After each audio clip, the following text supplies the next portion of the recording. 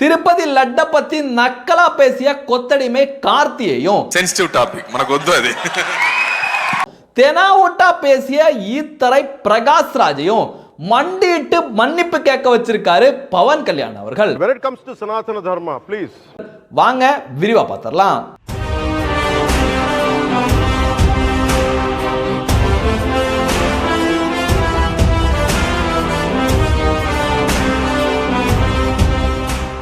அனைவருக்கும் அன்பு வணக்கம். திருப்பதி லட்ல மாட்டோட கொழுப்பு கலந்த விவகாரம் இன்னைக்கு தேசிய அளவில் விவாதமா மாறி இருக்கு. இந்துக்கள் அல்லாதோரும் கடவுள் நம்பிக்கையே இல்லாதவனுங்க எல்லாம் திருப்பதி தேவஸ்தானத்தை பத்தி திருப்பதி லட்டு பிரசாதத்தை பத்தி நக்கலா கிண்டலா பேசுறதுக்கு இன்னைக்கு தேசம் முழுவதும் கடுமையான எதிர்ப்பு எழுந்திருக்கு. குறிப்பா ஆந்திராவோட டெப்டி சிஎம்மா இருக்கிற பவன் கல்யாண் அவர்கள் பின்னி பெடல் எடுத்துட்டு இருக்காரு. பவன் கல்யாண் அவர்கள் முதல் முறையாக இந்த விவகாரம் வெளிவந்த உடனே ஒரு அறிக்கையை வெளியிடுறாரு.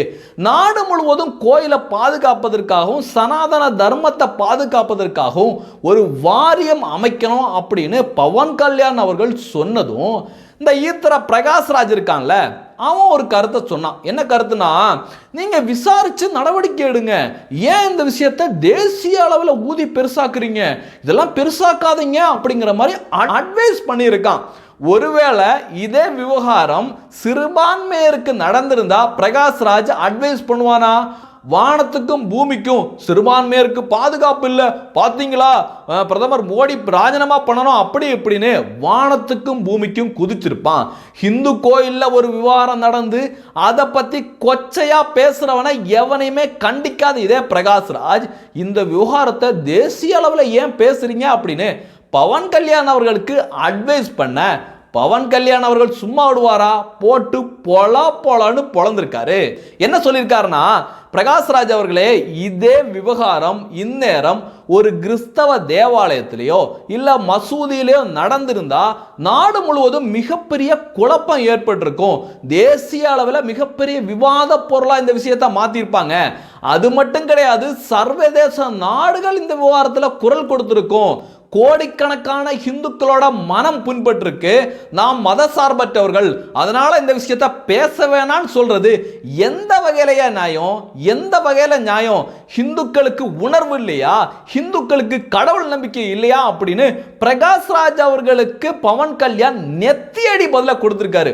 நான் என்ன கேட்கிறேன்னா, இந்த ஈத்தர பிரகாஷ் ராஜ்கிட்ட என்ன கேட்கிறேன்னா, 370 ஆர்டிக்கலை இந்திய மக்களோட விருப்பப்படி பிரதமர் நரேந்திர மோடி அவர்கள் தூக்கி வீசினப்ப இதே பிரகாஷ் ராஜ் என்ன சொன்னாப்லனா, இஸ்லாமியர்களுக்கு பாதுகாப்பு இல்லை, இஸ்லாமியர்கள் அச்சத்தோட வாழ்றாங்க அப்படி இப்படின்னு கதையை விட்ட இதே பிரகாஷ் ராஜ் இஸ்லாமிய பெண்களோட நலனுக்காக முத்தலாக் தடை சட்டத்தை கொண்டு வந்தப்ப இஸ்லாமியர்களோட உள்விவகாரத்தில் எதுக்கு தலையிடுறீங்க அப்படின்னு பேசுற இதே பிரகாஷ் ராஜ் லட்டுல ஹிந்துக்களோட நம்பிக்கைக்கு எதிரான மாட்டோட கொழுப்பு கலக்கப்பட்டிருக்கு, இதுக்கெல்லாம் கருத்து சொல்லாம இந்த விஷயத்தை பேசாதீங்கப்பா, நேஷனல் லெவல்ல பேசக்கூடாதுப்பா அப்படி இப்படின்னு அட்வைஸ் பண்றதுக்கு நீ யார்ல அப்படிங்கிற கேள்வியை நான் மட்டும் இல்லைங்க, இன்னைக்கு ஒட்டுமொத்த இந்தியாவும் சேர்ந்து பிரகாஷ் ராஜுக்கு பதிலடியா கொடுத்துட்டு வர்றாங்க.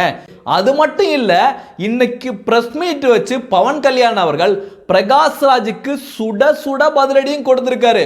மிஸ்டர் பிரகாஷ் ராஜ், உங்க மீது எனக்கு மதிப்பு இருக்கு, ஆனா எங்களுடைய மத நம்பிக்கையை பற்றி கேலி பண்றத ஒருபோதும் ஏற்றுக்கொள்ள முடியாது, கொஞ்சம் ஜாக்கிரதையா பேசுங்க ராஜா அப்படிங்கிற மாதிரி ஒரு மிரட்டல்னு சொல்லலாம், ஒரு இறுதி எச்சரிக்கைன்னு சொல்லலாம். அந்த மாதிரி பவன் கல்யாண் அவர்கள் இன்னைக்கு கடும் கோபத்தோட பேசியிருக்காரு. జరిగినప్పుడు దానికి కూడా మాట్లాడకూడదంటే ఏం మాట్లాడాలి మీతోటి? ప్రకాష్ రాజ్ గారు, you have to learn your lessons. I respect you. It's not just Prakash Raj Garu, all the people who thinks in the name of secularism, you're going haywire. Let me tell you guys, we are extremely hurt. Don't make a mockery out of our sentiments. We are deeply hurt. It's not fun for you, maybe it might be fun for you. It is not fun for us. It's a deep anguish, deep pain. Don't you ever forget. Before you come and think 100 times and talk about Sanatana Dharma. அடுத்து பாத்தீங்கன்னா இந்த விவகாரத்துல சிக்கி சின்ன பின்னமானது யாருன்னு பாத்தீங்கன்னா நம்ம சிவகுமார் குடும்பம். திமுகவுக்கு கொத்தடிமை வேலை பார்க்கறது மட்டும்தான் இவங்களோட வேலையா இருந்துச்சு. ஆனா அதே பழக்க தோஷத்துல தமிழகத்தை தாண்டி ஆந்திரால போய் திருப்பதி லட்ட நக்கலா அப்படியே ஒரு கிண்டலா சிரிச்சிருக்காப்ல கார்த்தி அவர்கள். లడ్డు గురించి మాట్లాడకూడదు, సెన్సిటివ్ టాపిక్, మనకు వద్దు అది. இதற்கு வலுவான கண்டனங்கள் இன்னைக்கு நாடு முழுவதும் எழுந்துட்டு வருது. குறிப்பா பவன் கல்யாண் அவர்கள் போட்டு பொலன்னு பொளந்திருக்காரு. లడ్డు మీద జోక్లు వేస్తున్నారు. నేను ఒక సినిమా ఫంక్షన్ కూడా చూశాను. Laddu is a sensitive issue అని. Don't you ever say that. Don't you ever try dare to say that, please. I respect you as actors, but when it comes to Sanatana Dharma, please. இப்படி பவன் கல்யாண் அவர்கள் பகிரங்கமா எச்சரிக்கை விடுத்ததும் நம்ம கொத்தடிமை கார்த்தி பயந்தி நடுங்கி போய் ஒரு நாடகத்தை போட்டிருக்காப்ல. என்ன சொல்லியிருக்காப்லனா, மரியாதைக்குரிய பவன் கல்யாண் அவர்களுக்கு எதிர்பாராத தவறான புரிதலுக்காக நான் மன்னிப்பு கேட்டுக்கொள்கிறேன். அருள்மிகு வெங்கடேஸ்வரராவின் தாழ்மையான பக்தன் என்ற முறையில் எப்போதும் நம் மரபுகளை மதிப்பவனே நான் அப்படின்னு பயங்கர நேர்மையானவன் போல அறிக்கையெல்லாம் விட்டுருக்கான். இதை பார்த்த உடனே நம்ம ஐயோ சிவகுமார் குடும்பத்தில் ஒருத்தன் திருந்திட்டான் அப்படின்னு நம்ம நினைக்க வேண்டாம். ஏன்னா ஆந்திராவில் இந்த விவகாரத்தில் மன்னிப்பு கேட்கலன்னா அங்கே செப்பல் சாட்டு விழும். அங்கே இவங்க படமே ரிலீஸ் பண்ண முடியாது, இவங்களோட மார்க்கெட் பாதிக்கும். அப்படிங்கிறதுனால இறங்கி இன்னைக்கு ஒரு நாடகத்தை அரங்கேற்றிருக்காங்க. இதே தமிழகத்தில் ஏதாவது விஷயம் நடந்தா கண்டுக்கவே மாட்டாங்க.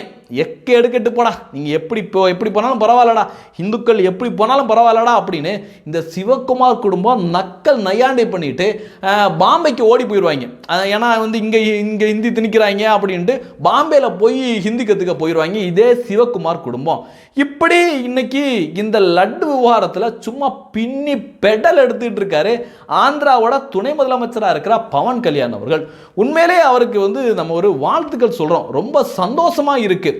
அதாவது சங் பரிவாரை தாண்டி ஹிந்துத்துவாவுக்காக ஆழமான உறுதியான குரலை பவன் கல்யாண் அவர்கள் கொடுத்துட்டு வர்றது. ஏற்கனவே பவன் கல்யாண் அவர்கள் ஆந்திராவில் பிரச்சாரம் பண்ணையிலையும் இதே ஹிந்துத்துவா பேசி தான் அங்கே ஓட்டு வாங்கினாரு. இப்போ நம்ம தமிழகத்தெல்லாம் பார்த்தீங்கன்னா ஐயோ நம்ம மனசில் இருந்தால் கூட வெளியில் பேசிட்டா சிறுபான்மையர் ஓட்டு போட மாட்டாங்க, இவங்க ஓட்டு போட மாட்டாங்க அப்படின்னு அஞ்சு நடுங்கி ஒரு விதமாக அரசியல் பண்ணுவாங்க. ஆனால் உண்மையிலே பவன் கல்யாண் அவர்கள் நீ ஓட்டு போட்டாலும் போடு, போடலானாலும் போ, என்னுடைய நம்பிக்கை இது, என்னுடைய நம்பிக்கை சனாதானம், நான் இதில் உறுதியாக நிற்பேன் அப்படின்னு சும்மா புகுந்து விளையாடிட்டு இருக்காரு. அவர் அந்த நேரத்தில் போட்ட அந்த பிரச்சார பாடல்கள் எல்லாம் இன்னைக்கு ரசிகர்கள் மத்தியிலையும் பக்தர்கள் மத்தியிலும் மிகப்பெரிய அளவில் வரவேற்பு பெற்றிருக்கு.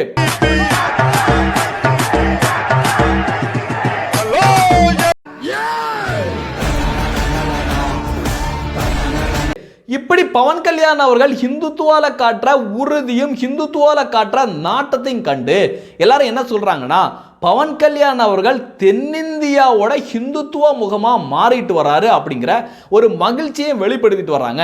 உண்மையிலே ரொம்ப சந்தோஷமா இருக்கு. பவன் கல்யாண் போன்ற மிகப்பெரிய ஸ்டார்கள் எல்லாமே ஹிந்துத்துவ பக்கம் நின்று தனக்கு ஓட்டு வரும் வராது அப்படின்னு எதை பற்றியும் கவலைப்படாம சும்மா புகுந்து விளையாண்டுட்டு இருக்கிறத பார்க்கல உண்மையிலே மிகப்பெரிய ஒரு மகிழ்ச்சியா இருக்கு.